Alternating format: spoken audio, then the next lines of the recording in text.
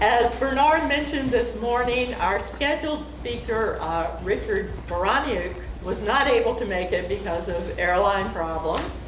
However, with less than 24 hours notice, we were able to get a replacement. Randy LeVeque is going to give a talk on his work on tsunami modeling, especially using Clawpack, I believe.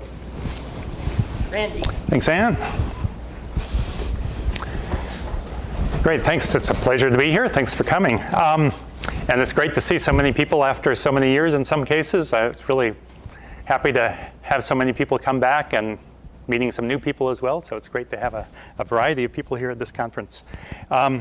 So I've been in the department here since the beginning, pretty much, since 1985 anyway. And I've had the opportunity to work on many different wave propagation problems over the years. And nice thing about University of Washington and this applied math department is how easy it is to interact with people all across campus in lots of different disciplines. But for the last 15 years or so, I've been working quite a bit on tsunami modeling, and I'll say a little bit more about the history of sort of our program in that direction a few slides later.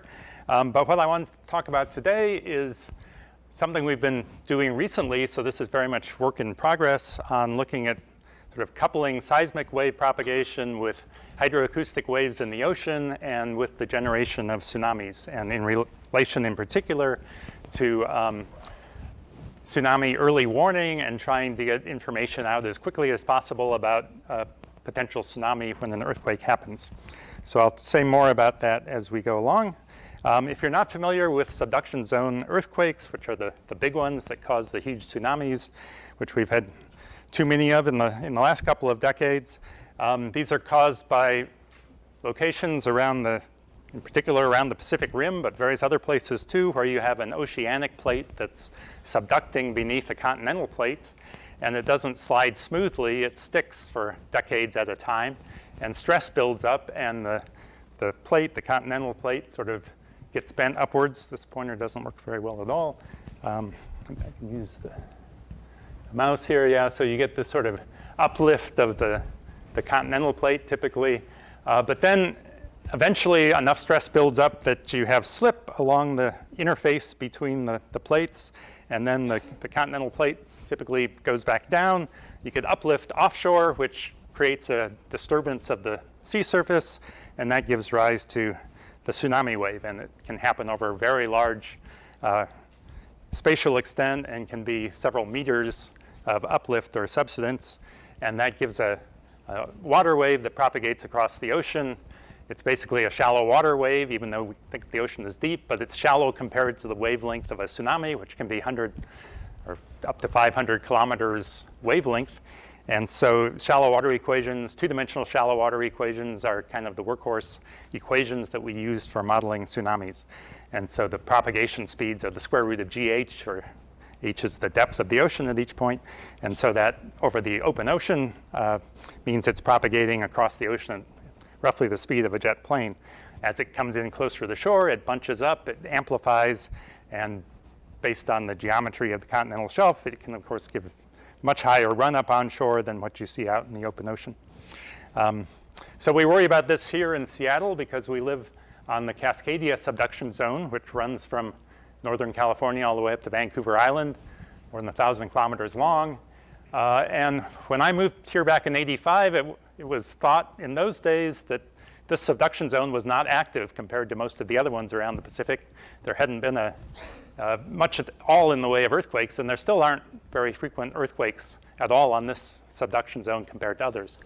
But during the 1980s, it was discovered that, in fact, this is an active subduction zone, and that on average every 500 years or so, but with a big standard deviation, there's a major magnitude 9 type earthquake along this subduction zone, similar to what we saw in Japan in 2011 or in the Indian Ocean in 2004. And they know actually from geological records and a lot of work that was done here at UW and working with collaborators in Japan and elsewhere, people figured out that, in fact, the last big earthquake here was on January 26, 1700, which they know from records in Japan. There was an earthquake that happened here. There aren't many records here, although there are actually some Native American traditions or stories that they think date from that particular earthquake that were discovered later, but originally it was the tsunami records in Japan that were used to kind of figure out exactly when that last big earthquake was. This is Brian Atwater, who's one of the people who figured that out back in the 80s, working again with a number of other people here and in Japan. So it was called the orphan tsunami because for many decades no one knew where that earthquake happened. Actually, for centuries, I guess they didn't know where the earthquake was that caused that tsunami, but there were very detailed records in Japan about how big the tsunami was and what damage it did in different parts of the country. This picture I actually took a couple of years ago up in Discovery Bay, which is on the Strait of Juan de Fuca, which is a great place to go and see tsunami deposits, which is the sort of sand that's carried in by a tsunami and laid down and then gets covered up with dirt over the centuries after that. He's actually standing in the middle of a little stream that comes in here and pointing at this hillside up here, the stream bank. And if you look carefully, there's kind of a notch cut across here. That notch is actually a layer of sand that was deposited in 1700 by the tsunami coming in there. And then over the 300 years since, mud and marsh has grown up on top of it.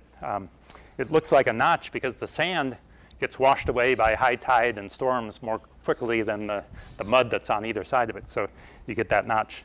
And not far from there, if you dig down into the sand, you can find the record of 5 or 6 other past tsunamis over the past 1,500 years.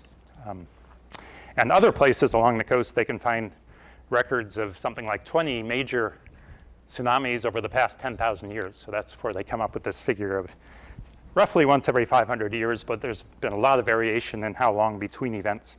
So eventually we will have another major earthquake here. So I'll tell you not too much about the software that we're using or the shallow water equations, but we do a lot of work on adaptive mesh refinement using the ClawPack software, which I've been working on since the 90s, which stands for Conservation Laws Package, and was sort of our software for solving general wave propagation problems. Then in 2003 or so, Dave George, who's here, was looking for a thesis topic, and Harry Yeh, who was a civil engineer here at the time, he's now at Oregon State, but he was working on tsunami modeling and got us interested in that.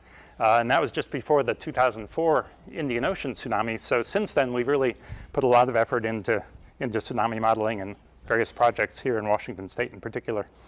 But recently, what I would like to tell you about is how we've actually been coupling this with seismic wave propagation and acoustic waves, and how you can kind of solve all of these problems with hyperbolic partial differential equations and adaptive mesh refinement software to hopefully come up with some new ideas on how to do a better job of early warning.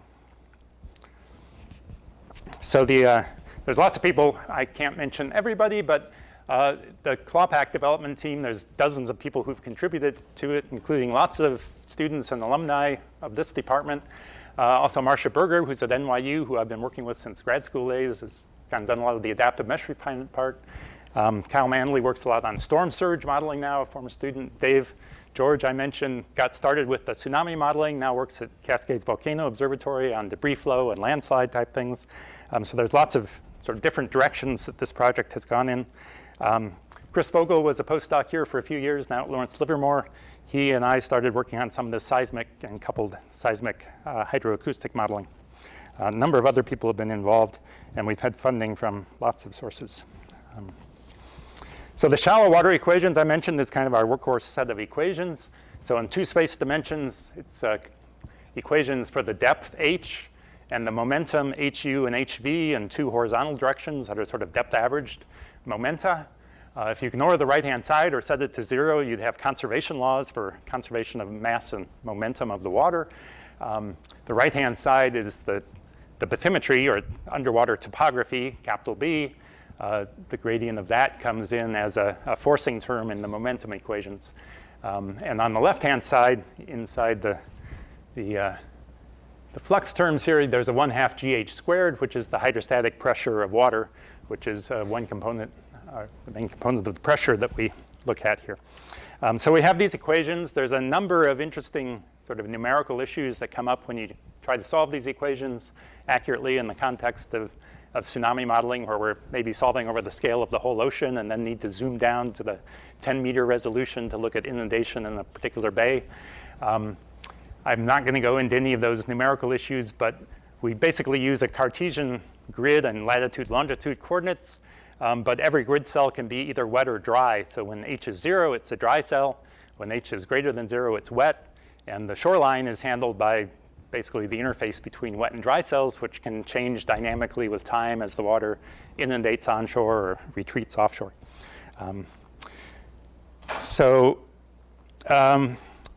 We use models for various purposes.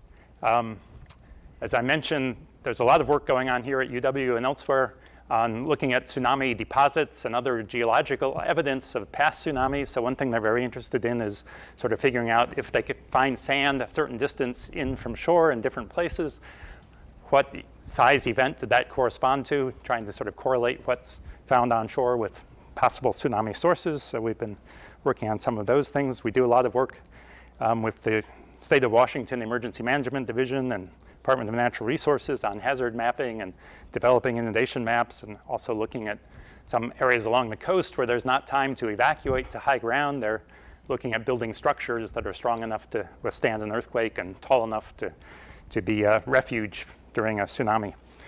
So there's a lot of that kind of work that goes on with this modeling. But today I'll focus more on this sort of real-time forecasting and warning, which is something we haven't been too involved in the past. The NOAA Center for Tsunami Research, which is also here in Seattle, develops the codes that are used at the warning centers. But we've been talking to them lately about using our codes there possibly. And then we've been looking at this early warning project that I'll describe in detail. So the GeoClaw code is kind of an outgrowth of ClawPack that was started by Dave for tsunami modeling in particular, and is now used for various other kinds of geophysical flows over topography. So I'll just show a couple of animations to give you an idea of sort of thing we've been looking at. So this is a hypothetical earthquake off the west coast here. I'll step it just one frame forward. And the colors here are the amount of uplift or subsidence relative to sea level. And this is kind of an instantaneous event. So I'm going to kind of get away from this when we talk about actually modeling seismic and acoustic waves. But here, what's often done for tsunami modeling is you assume some model of how the seafloor moves, and then you assume that the water just moves with the seafloor. And so 1 second after the earthquake, you've got uplifts of 10 meters or so all along the coast here. And the dark blue is where it's subsided closer to shore. And then as time evolves, that gives rise to a faster moving wave that moves off across the Pacific, but then waves that move into Puget Sound and that move up and down along the coast. Maybe I can make this darker.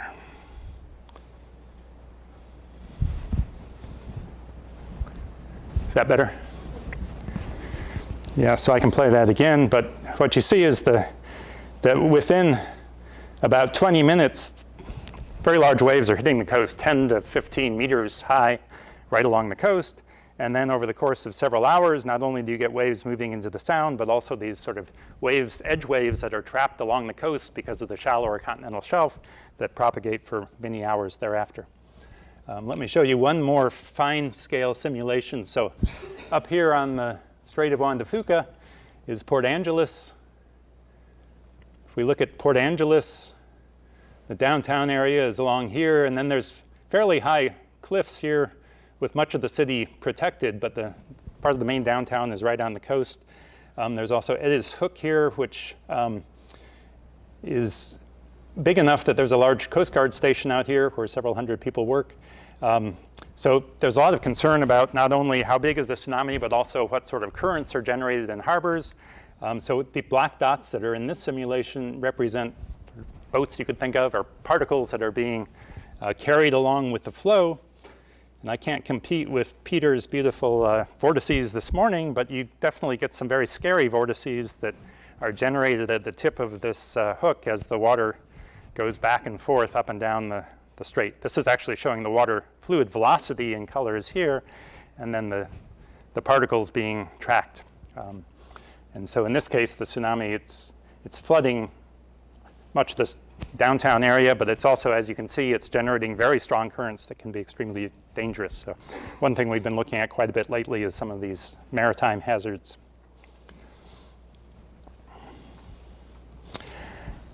Turning to tsunami warning, how do we know what's coming at us from across the ocean? Well, sort of one of the key technologies that's used currently in the warning system is what's called the DART buoy system.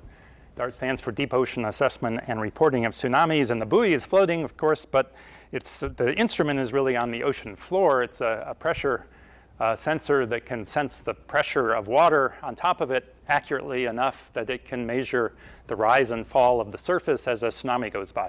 So the short wavelength waves that don't really make it to the bottom, but a long wavelength tsunami makes a change in the hydrostatic pressure over a long enough time scale and spatial scale that you can pick that up in the recordings at these pressure sensors on the seafloor. So there's a number of these DART buoys scattered around the Pacific and other oceans. This is an example of some of the data that was collected in 2011 during the big Tohoku earthquake off the coast of Japan. So the numbered points in the map up here are DART buoy locations. I think there's 4 of them here. And then this is 3 hours after the earthquake and 9 hours after the earthquake. It took about 10 hours for that tsunami to reach the west coast. And what's shown down at the bottom is the gauge trace at those 4 particular DART locations as a function of time. And I guess the red curve is the actual DART data that was collected. The blue curves are geoclaw simulations from one proposed model of how the seafloor moved during that event. We use this kind of thing as a way to help test and validate numerical models. But what you see is that over the scale of hours, you can see the main tsunami wave passing by each one of these DART buoy locations as the hydrostatic pressure changes. Of course, it also picks up the tide rising and falling, so you have to filter that out. So this is after filtering out the tidal signature. So these DART buoys are very useful in terms of warning at the far side of the ocean. So of course, there's also a lot of seismic information.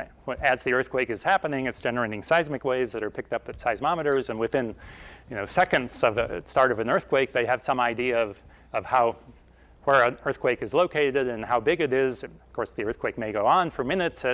As it's going on, they're constantly updating their estimate of what is the magnitude of this earthquake. And from that, they're getting some estimate from location and magnitude. They can get some very rapid estimate of how big a tsunami might it be generating and what sort of warning do they have to send out. But then over the next few hours, they're using data from these DART buoys to update those estimates, and you get a lot more information from these sensors about what the actual tsunami is than they can get from trying to invert the seismic signals and figure out exactly how the seafloor moved and model it from the beginning. So this is a key component of the current warning system, but it's really only useful for warning far away from where the earthquake happens. So this was great for issuing warnings on Seattle or Crescent City about whether you had to respond to this. In Crescent City, California, there was about $30 million of damage in the harbor from this tsunami and 1 person killed there. That was the only place on the West Coast where there was appreciable, any deaths. I guess there was damage in a lot of other harbors as well. But it's not very useful in terms of warning in Japan. But in Japan, they also have another network of sensors very close to shore that's part of their earthquake and tsunami early warning system. And so we've been thinking about doing something like that on the West Coast here. And so we've had a project the last several years that's been focused on sort of understanding that. So if we zoom in on a couple of these, I think these are the 2 bottom traces here from a couple of the DART buoys that are shown here. But now I'm showing sort of the whole time from the earthquake on and just the DART data.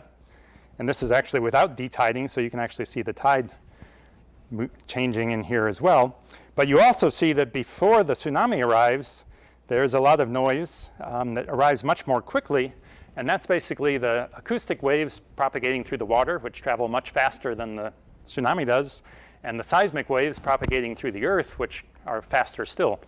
And so those waves arrive much more quickly.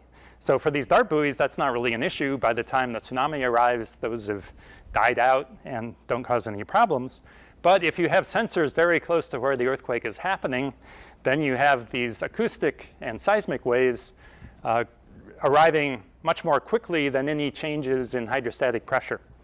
And there's not a whole lot of data from past events, but there's a few places where there was actually data collected. So here, this was another earthquake off the coast of Japan in 2003, the Tokachi Oki event. It's kind of hard to see from this map, but this is the island of Hokkaido up here, northern Japan. And then the contour lines here are the displacement of the seafloor. And there's two locations where there were pressure gauges that happened to be right in the source region. And so one of those, this PG1, I think, this is the data that was collected there during and after the earthquake. This is now on a time scale of minutes after the earthquake. And the vertical axis here is pressure, water pressure, but it's the excess pressure after subtracting off the hydrostatic pressure and dividing by rho times g, which means that the pressure is measured in meters of seawater, basically. So that the hydrostatic pressure is rho g times the depth of the water. So if we divide by rho g, then the pressures that we're measuring in terms of how many meters of water would you have to add to the ocean to get that change in hydrostatic pressure, the pressures of these acoustic waves that are bouncing around during the earthquake, it's going up to like 20 plus or minus 25 meters of seawater. So of course the sea surface is not moving that much. It's just the large amplitude acoustic waves that are bouncing around within the ocean. And so any changes in hydrostatic pressure due to the tsunami are very small compared to this. In fact, if we zoom in on this area, expand the vertical scale, it looks like this.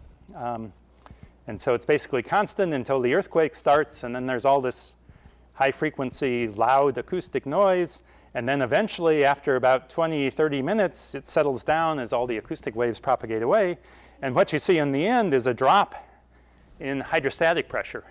That's because in this location, the seafloor moved up by about 0.4 meters. And so after the tsunami propagates away and it settles back to sea level, the ocean is now 0.4 meters less deep than it used to be at that point. So there's a decrease in hydrostatic pressure over the course of 20 minutes or so. But if you're trying to use data from a sensor like this to get an estimate of how big the tsunami is, you can see it's very different from trying to take data from a dart buoy. We can't really just read off from this exactly how big the tsunami is at all.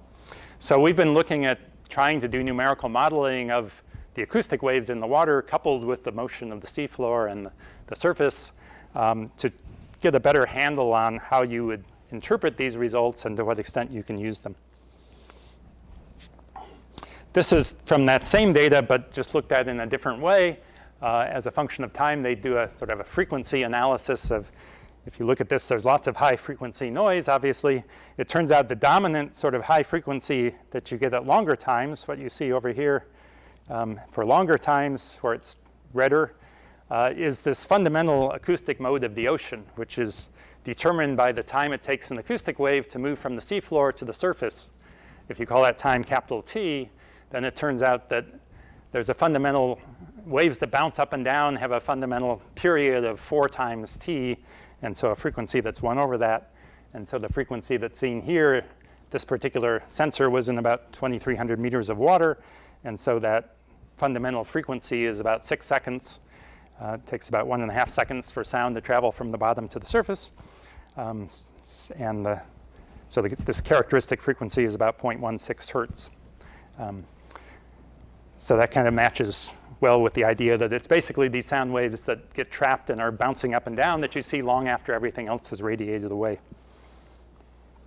So we'll come back and see sort of an example of why it's 4T that is the fundamental period here in a minute.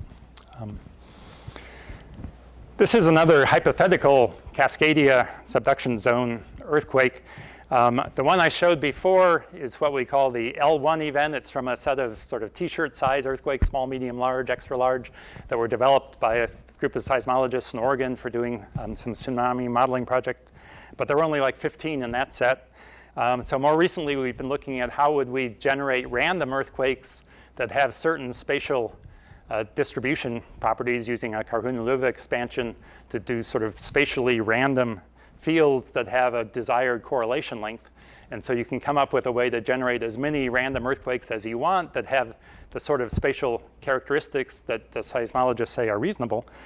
So this is some work that I won't describe in detail, but we've been doing with, in particular, Diego Melgar, who's now at the University of Oregon, who's a seismologist originally, but has been doing lots of tsunami modeling work too in relation to his work.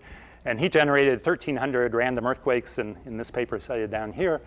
This is just one of them. So what you see on the bottom is how much slip there was on the fault plane at different locations.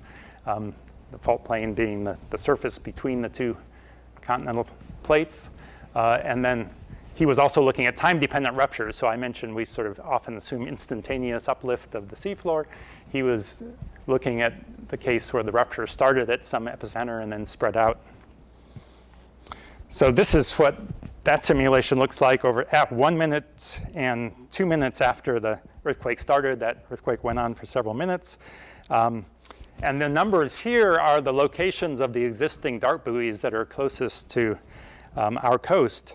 So they'll be very useful in terms of warning Japan or Alaska, but not so useful in terms of warning us, because by the time the tsunami is reaching these dart buoys, it's already reaching the coast as well. Of course, if you live on the coast, the earthquake itself is probably the biggest or the only warning that you're going to get, and you have to know to move to high ground. But as I mentioned, there's these edge waves that propagate often for hours after the main tsunami, and the wave that comes into Puget Sound can take a couple of hours to reach many locations in the sound. So better idea of what's going on offshore could be very useful in doing warning for some of these areas. So there's something called earthquake early warning, which is a thing that's already coming to a cell phone near you soon, I think. Actually, in Los Angeles, they already have a cell phone app for early warning. And much of California, this has been pushed in particular by people at Berkeley and the USGS and developed in California. It's used now to stop the BART trains, for example, very quickly if there's an earthquake happening. The basic idea is that when an earthquake happens, there's different types of elastic waves. The P waves, the compressional waves, move the fastest, but don't carry that much energy because rock isn't very compressible. And then there's the shear waves, which travel more slowly, but carry a lot more energy and are more damaging. And there are surface waves that are kind of focused near the surface that are even more damaging, but travel even more slowly. And so if you can measure these or sense these P waves at various locations as quickly as possible, then you can get a good idea of the size of the earthquake and transmit that to more distant places before the damaging waves arrive. And so that might give you a minute extra warning, which doesn't sound like very much, but you can do things like stop high-speed trains. You can shut down equipment or turn off gas in some plants, turn on emergency generators, open garage doors in fire stations before the building gets damaged so the fire trucks can get out, things like that. So there's a lot of things that you can do, as well as if it were sort of broadcast in buildings, then people would have a chance to at least get under a desk and protect themselves before things start falling. So there's a lot of work going on that, and in Washington State, there's already some places that are hooked up to the early warning system, and within the next few years, there'll be a lot more available. So the project that I've been working on is kind of related to that, this idea of early warning using more sensors offshore. The current early warning system is mostly using seismic stations and GPS stations that are onshore because there isn't that much information available from offshore. But in Japan, as I mentioned, they have a couple of networks of seafloor sensors that are already being used for early warning. And other countries are also looking into developing these sort of networks that are extremely expensive, in the hundreds of millions of dollars type category. So we had a grant from the Moore Foundation to kind of explore this idea for Cascadia and look at what the pros and cons cost-benefit analysis might be and what one could do if we had this kind of information, what sort of sensors, what kind of placement do you want, and so on. So the work I'll be talking about is what's funded in part by that. So potential benefits, as I mentioned, In particular, in Puget Sound, and in relation to sort of warning people hours after the first wave arrives, you'd like to let first responders know if it's safe to go down to the water or if there's another big wave coming an hour from now that they should be aware of. So you can do a lot in terms of warning potentially that we aren't able to do currently. There's also other potential tsunami events that aren't caused by big magnitude 9 earthquakes. There's a class of earthquakes that are called Tsunami Earthquakes, which is a bit confusing because it doesn't mean an earthquake that generates a tsunami. It just means an earthquake that generates a much bigger tsunami than you would expect from the magnitude of the earthquake. So depending on the characteristics of the earthquake, if the slip happens more slowly, for example, or if it's very shallow, then you might not get as much ground shaking, but you get a bigger tsunami than you would expect. So there have been some tsunamis in the past where people in the near shore area didn't feel any shaking at all, but there was a big tsunami that came in and did a lot of damage or killed people. So being able to warn for that kind of thing would definitely be enhanced by this sort of network. There's also other events like a submarine mass failure, which means like a big underwater landslide on the edge of the continental shelf, which can cause a tsunami. It might be triggered by a earthquake, but it might be triggered by a smaller earthquake that people wouldn't worry about in itself, or it might just happen spontaneously. And so this kind of sensor network could also be useful for that. So what do we do in terms of tsunami generation? So currently, as I mentioned, we sort of typically assume the seafloor moves and the water moves with it, and then the tsunami propagates out. So whatever seafloor deformation the seismologists say, we translate that into deformation of the surface, and that naturally gives wave propagation in the shallow water equations. And because the tsunami propagates at a much slower speed than seismic waves, like a couple hundred meters per second versus 3,000 meters per second, if you're looking at warning things far away, then that's typically a very good approximation. And what's going on in the first few seconds of the earthquake doesn't really impact too much how big the eventual tsunami is. And so the traditional approach is to kind of take the fault plane surface, the interface between these continental plates, divide it up into either rectangular or triangular pieces, and on each piece assign some slip and maybe some initiation time if you want a sort of kinematic rupture model. And then there's something called the Okada model that's basically a Green's function that says if you have slip on one small patch oriented in a certain way at a certain depth, and it's in a homogeneous elastic half space with a flat top, then you can figure out from that dislocation what the resulting deformation of the surface is after all the elastic waves have propagated away. So what's the sort of steady state deformation of the surface after you make this dislocation down in the rock somewhere. And so that's basically integrating a Green's function, that's the delta function response over whatever your rectangle or triangular patch is. And so that's what's used to convert slip on the fault, like in that figure I showed you from Diego Melgar's work, into deformation of the seafloor. And then we assume that the sea water is basically incompressible and moves with the seafloor, and that gives us our sea surface displacement. And from that, we solve shallow water equations. And again, that works very well for many applications, and it's kind of done all the time. But if we really want to sort of model what's going on with these seismic and acoustic waves, then we have to look at elastic wave equations. So I won't write out the equations in 3D. They're a bit messy, but it's a hyperbolic linear system of partial differential equations. And when you look at the coefficient matrices A, B, and C and the linear equation, if you take any linear combination of those, so you're looking at a plane wave going in any arbitrary direction, then the eigenvalues of that are the wave speeds. And it turns out there's two waves, one going in each direction, that correspond to these P waves, the pressure waves or compressional waves that move more quickly. And then there's two sets of S waves due to shear in the two orthogonal directions. So you end up with 6 non-zero eigenvalues. And these are the P wave and S wave speeds can be computed in terms of the elastic moduli of the rock that you assume.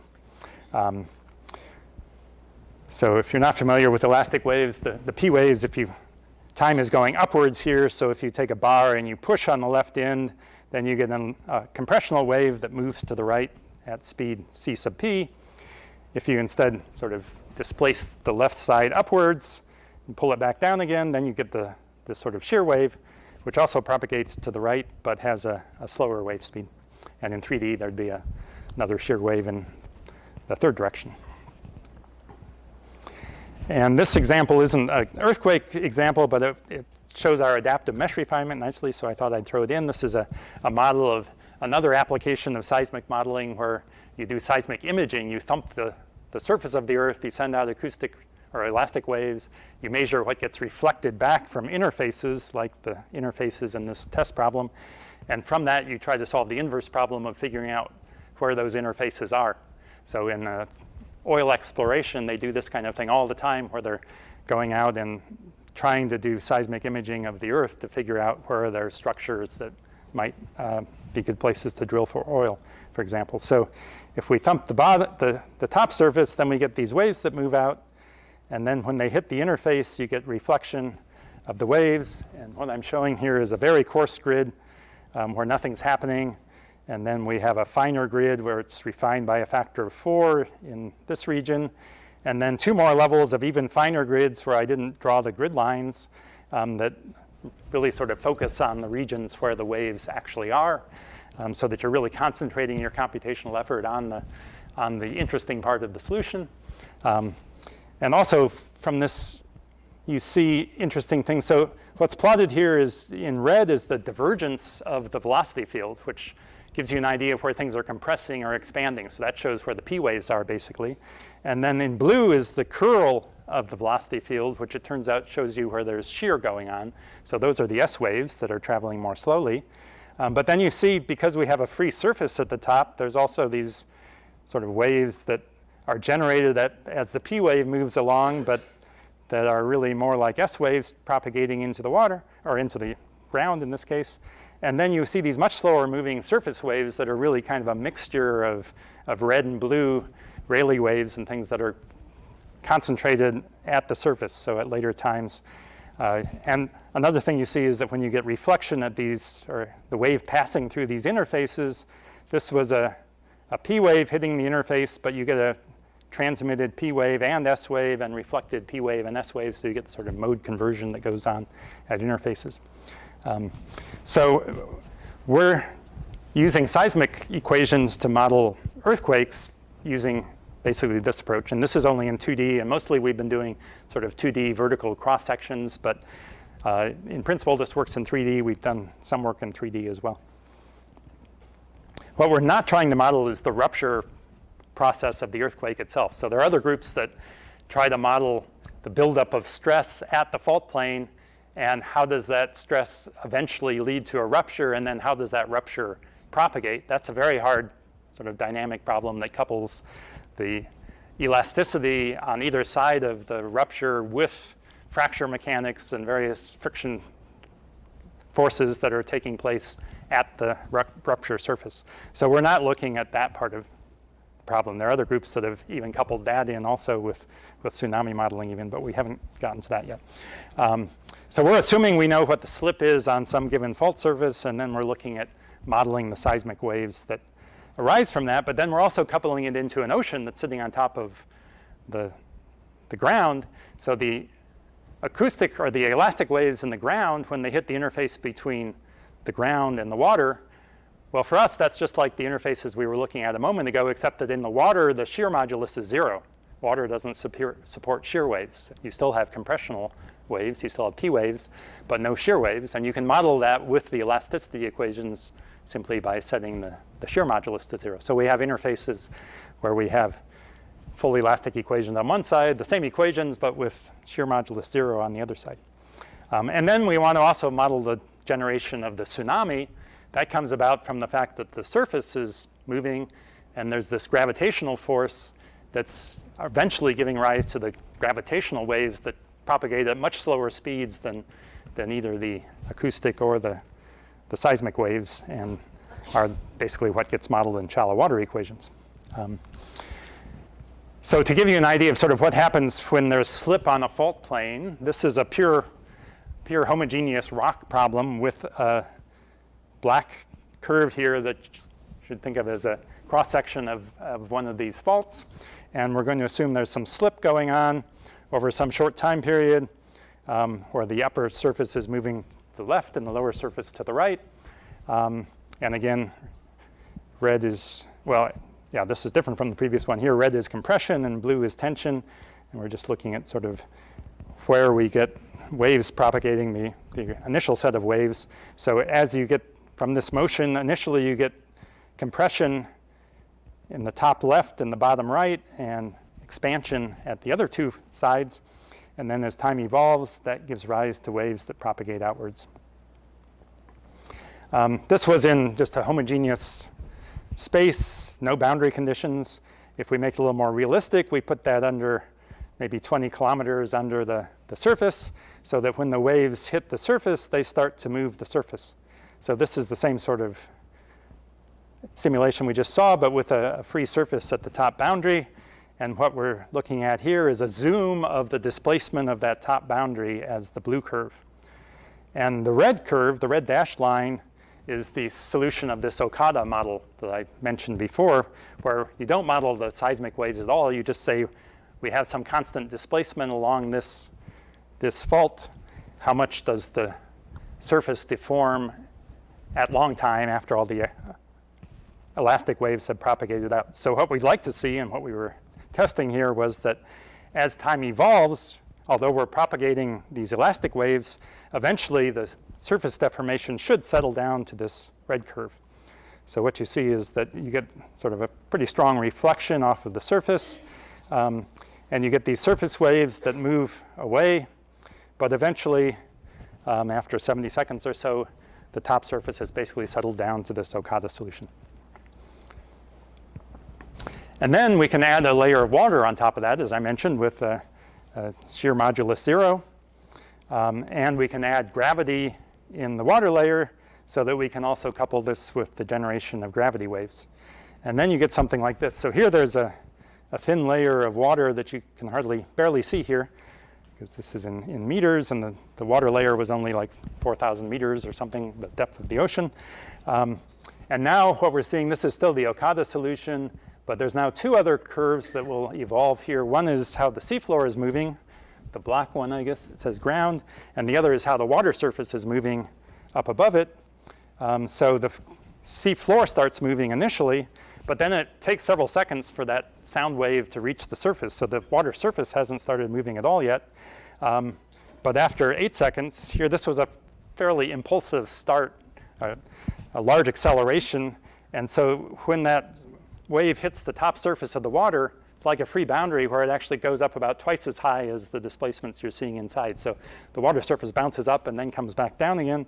That's why the water surface is so high here compared to the seafloor, as that wave is bouncing off the water surface. And then at later times, what you see is that the seafloor has settled down to this Okada solution. The water surface looks slightly different, and that's largely because you now have this sort of gravity wave that over much longer time scales is propagating away as a tsunami. I think I have a movie that might make it a little clearer to see. I think in this movie the acceleration wasn't quite as large, so it doesn't overshoot by as much, but you see the same. Whoops, that's not the right movie. Where is it? It's this movie. Yeah, so it's pretty much settled down, and then over much longer time scales, the displacement of the water surface together with the gravity term gives rise to these tsunami waves that propagate away. But if we go back to the beginning, initially you have these acoustic and seismic waves moving away, and then the seafloor is basically stopped moving. There's no more elastic waves visible down below, but you have the water surface slowly evolving because of the gravity waves.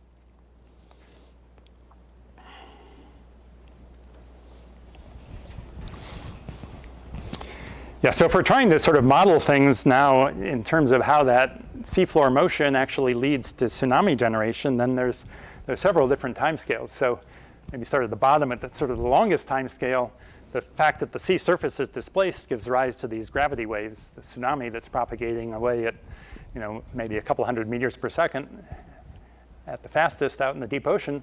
On sort of a medium time scale, as the seafloor moves, what we often assume in tsunami modeling I mentioned was that the sea surface is moving with the seafloor because it's more or less compressible. And so really there's acoustic waves bouncing up and down much faster, but if you move the seafloor slowly, then more or less the sea surface moves with it. But that means that the whole water column is moving. So the hydrostatic pressure isn't really changing. So even if you could measure the hydrostatic pressure at the bottom during that time scale, you wouldn't really be seeing the tsunami because the depth of the water isn't changing. So you have to go out to these much longer time scales before you see the depth of the water changing and you actually see the tsunami evolving. And then over this much faster time scale, you actually have these acoustic waves that are bouncing around that are much larger amplitude than the eventual changes in the hydrostatic pressure. So that's what this other animation was showing here.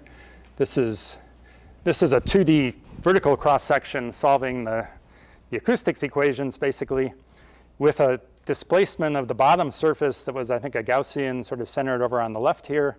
And so that gives rise to, or actually I think it was constant in space, but only going up to 10 kilometers.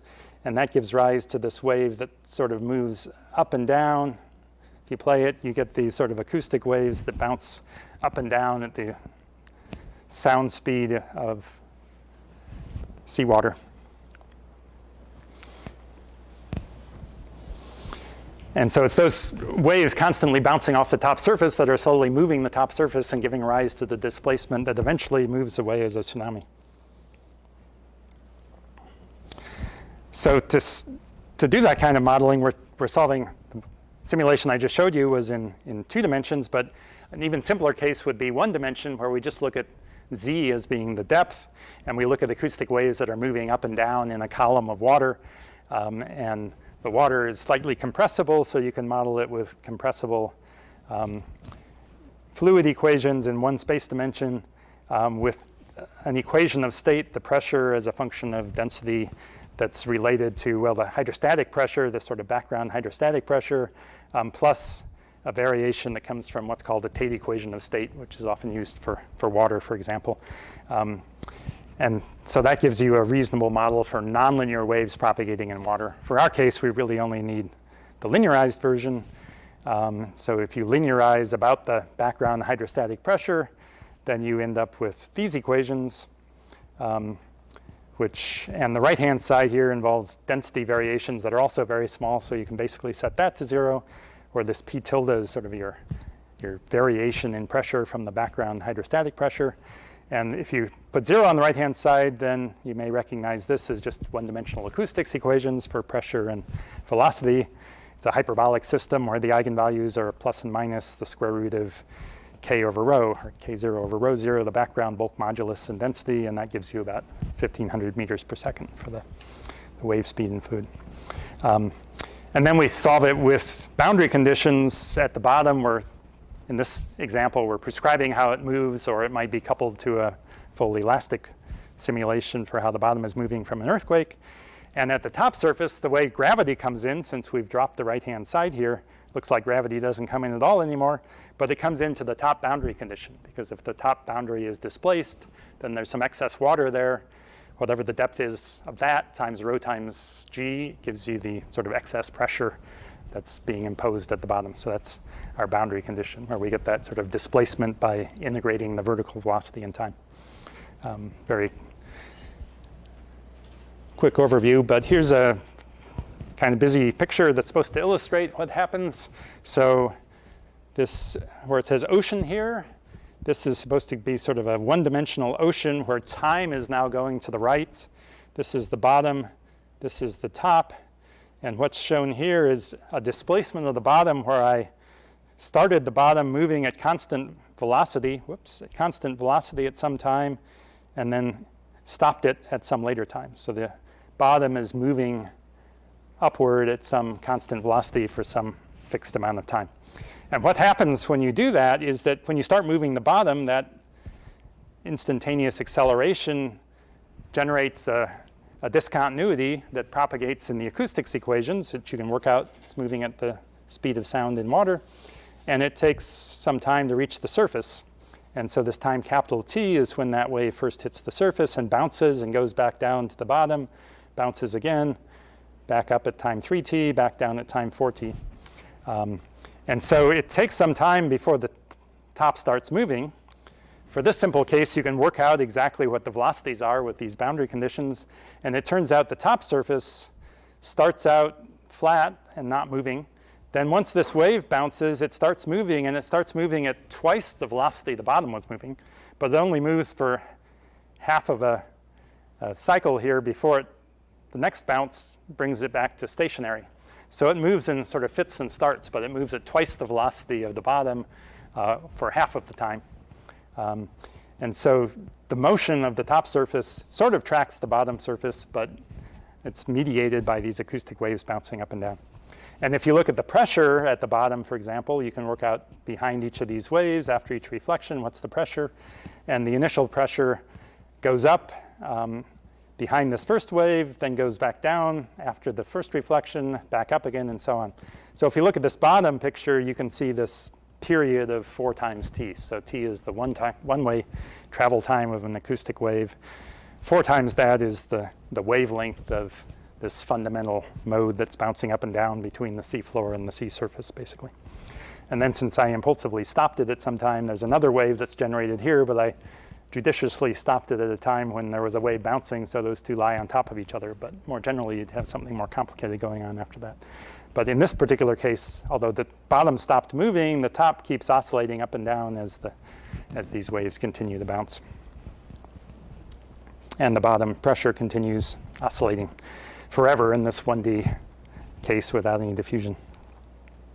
Okay, I'm out of time, I think, so I'm going to skip over this next example, but this was just sort of showing what happens when we put this gravity into the model. This is the gravity wave being generated, but this is what the actual pressures look like at the bottom at different locations. And so we're using this, and as I said, this is very much sort of work in progress to try to understand better the interplay between the acoustic waves and the tsunami that's eventually generated, and hoping to use this to give some better guidance on, can we use these sensors to get more information? Where should we put them to be able to optimally use them? How many do you need? How dense a network do you need in order to get useful information? And so we can do that by also taking what comes out of this and running tsunami models and look at the resulting inundation and see how well could we have predicted it if we had some of this additional data to use in predicting our tsunami. I think I don't need to say too much more, but that's basically the idea, and there's many things that we're looking at sort of extending this with. So I'll just end with a few references. If you're interested in this work, the ClawPack software that I mentioned is all open source. We develop it on GitHub, so you can see sort of what we're working on and discussions about various aspects of it. And we've tried to archive the code that goes along with most of our publications related to this too. So these are a few of the ones that I kind of hinted at today, but you can find others on the web pages. So I'll stop there.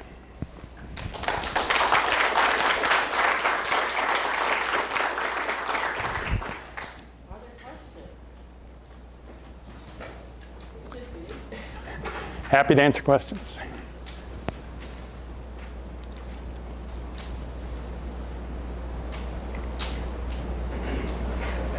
Yeah, Don. So what do you think, are dispersive effects at all going to be important? Yeah, so dispersion, if you're interested in this, Don is giving a talk in our next session, which I meant to mention also, that we have a session on natural hazards where Dave and Donna and others are talking about some other topics related to all this. But yeah, dispersion is an interesting issue. So shallow water equations are non-dispersive. And for very long wavelength tsunamis, the ones that come from these subduction zone earthquakes, for example, that's usually a pretty good approximation. But when you get into shorter wavelength tsunamis, where the wavelength is maybe not so much longer than the depth of the water, then dispersive terms can become very important. And so there are various models, Busanesque type models, Green-Nagdi models that include dispersion as well.